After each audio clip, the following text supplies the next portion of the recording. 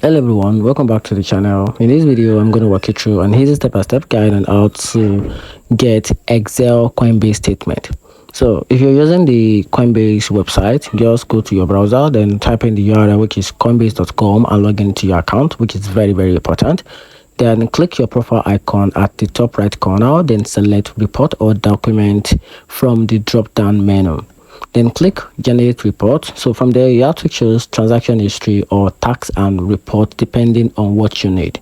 So select the date range for your report. Then under the file type, choose CSV, which is Excel compatible format. Then click generate report. So once ready, click download to get your statement.